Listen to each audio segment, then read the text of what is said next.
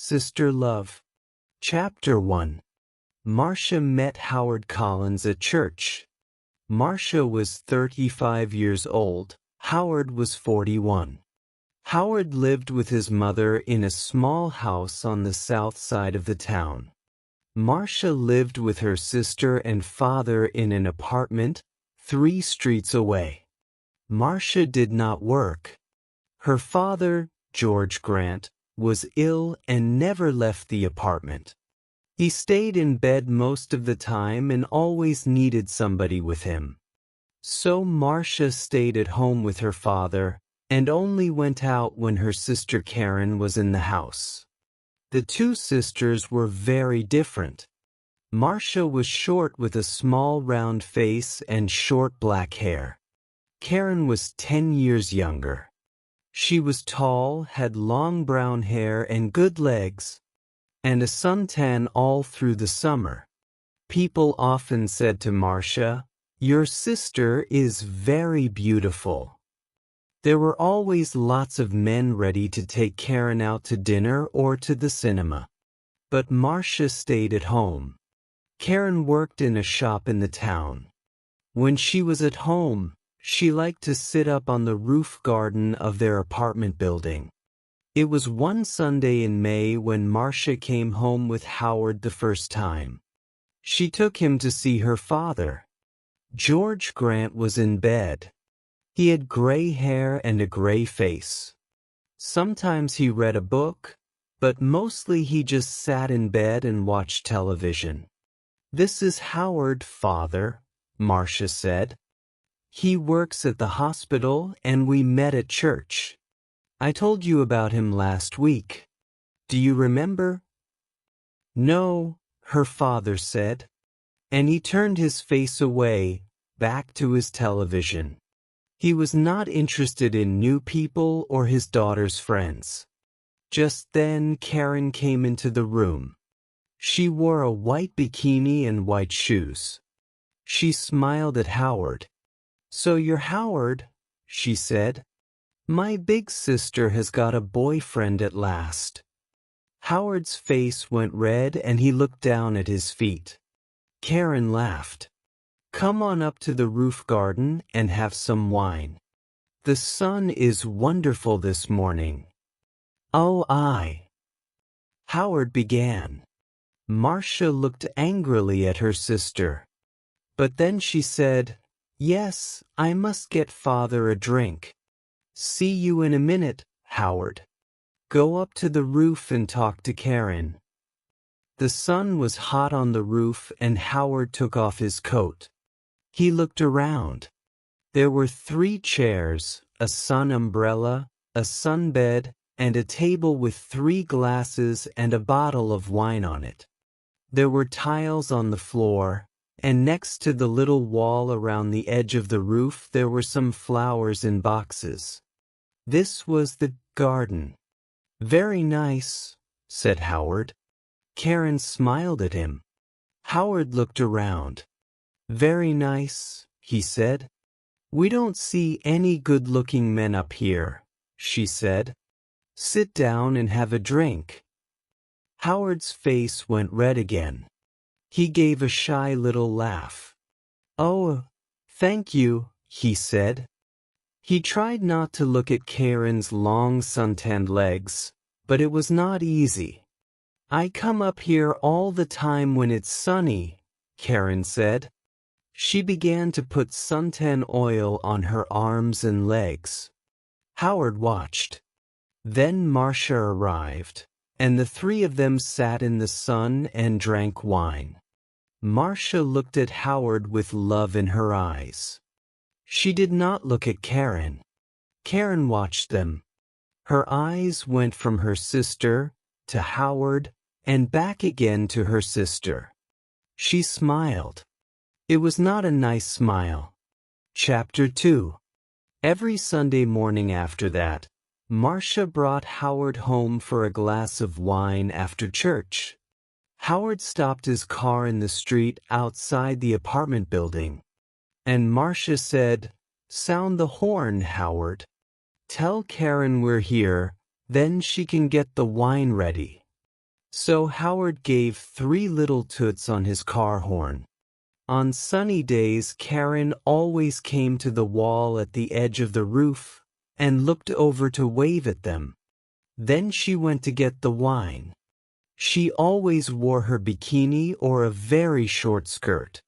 Marcia never wore short skirts or a bikini. "My legs are too fat for bikinis," she told Howard. "Your legs are very nice," he said shyly. One day in June, Karen asked Howard, "What time do you finish work, Howard?" "About 6 o'clock," he said. "Could you bring me home after work?" Karen said, "My shop's very near the hospital. You drive right past it. And you only live 3 streets away from us." "There's a very good bus," said Marcia quickly. "It stops outside our building." "But the bus is so slow." Karen said, "Please, Howard." Howard looked from one sister to the other. "Oh, yes, all right then," he said. "Thank you," Karen said, and gave him a quick kiss. So every evening Howard drove Karen home. On the first Friday they were an hour late. When they arrived, Marcia was at the door of the apartment building. "What happened?" she asked. "Why are you so late?" "There was an accident," Karen said. 3 cars all across the road on that hill by the cinema, you know. We couldn't get past, we couldn't go back. There were so many cars. Nobody could move." Howard said nothing. It was a long, hot summer that year. Marcia went to church every Sunday morning, and Karen stayed at home with their father. When it was sunny, and it often was, Karen went up to her sunbed on the roof.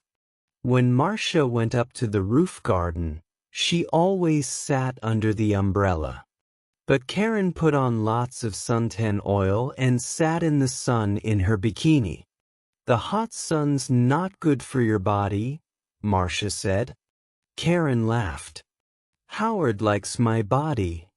"No, he doesn't," Marcia said angrily. "Oh, he does," Karen said. "He's very shy with women, but he always looks at my body very carefully. He does it all the time. Perhaps he wants me to take off." "Stop it, Karen," Marcia said. "Don't say those things."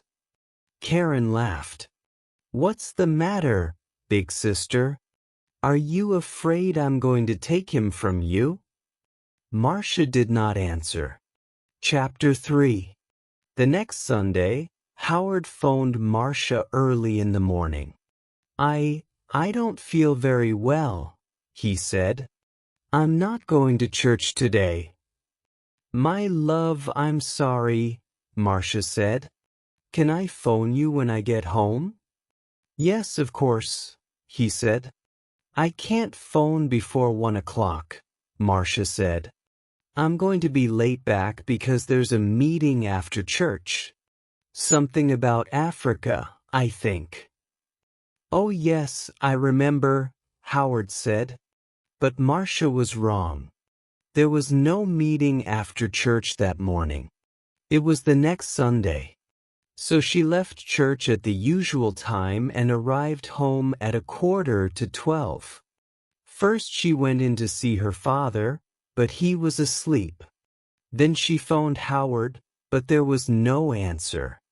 Perhaps he's sleeping, she thought. And his mother doesn't want to answer the phone. She went to her room and put on a long summer skirt. Then she went up to the roof garden. She put her hand on the door to the roof. And stopped. The door was half open and she could hear voices. There was someone with Karen. A man. "Howard. Howard?" Marcia listened. Marcia could hear voices. "I feel bad about this," Howard said. We must tell Marcia soon, Karen. No, Karen said quickly. She gave a little laugh. It's our secret, Howard. Only for a little longer. All right. I don't like... He began.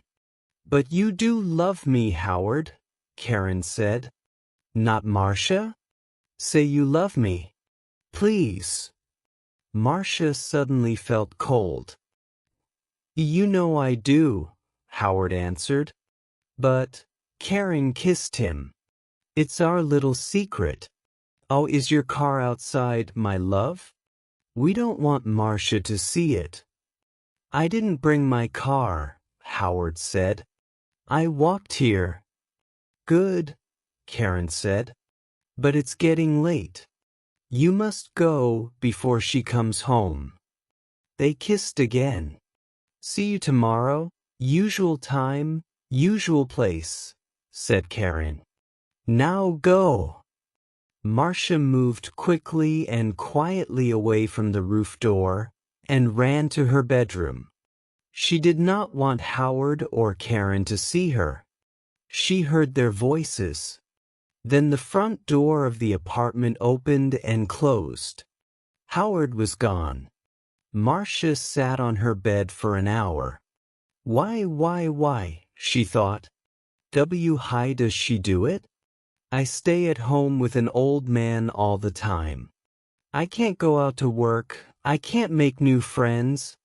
I can't meet new people. I go shopping once a week and I go to church once a week. That's all. And then I met Howard.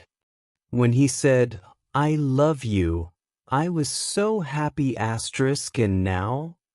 Karen had everything. Good looks, a job, friends. She was young, she was beautiful, she could have any man. So why Howard? Why? It's not because she wants him, Marcia thought. It's because / love him. It's because she doesn't want me to be happy. But you do love me, Howard. Not Marcia? You know I do. Was it true? Did Howard love Karen and not her? He saw only the beautiful, suntan body. He didn't know her. She's not going to have him, Marcia thought. Chapter 4. Every evening that week, Howard drove Karen home after work. And every evening they got later and later. The next Sunday, Marcia didn't go to church. I've got a bad head, she told Karen. I just phoned Howard and told him, and he's coming here after church as usual. I'm going back to sleep for an hour or two. And she went into her bedroom and shut the door. Later in the morning, when Karen was with their father, Marcia went up to the roof garden. Karen's bottle of suntan oil was on the table and Marcia smiled. When Karen came up to the roof, Marcia within her chair, under the umbrella, with a book in her hand. Oh, is your head better? Karen asked. Yes, thanks, Marcia said. Karen wore her bikini, a new yellow one. She opened her bottle of suntan oil. Karen opened her bottle of suntan oil. Oh, there's not much here, she said. I must get some more. She began to put some oil on her legs. 20 minutes later, Howard stopped his car in the street below.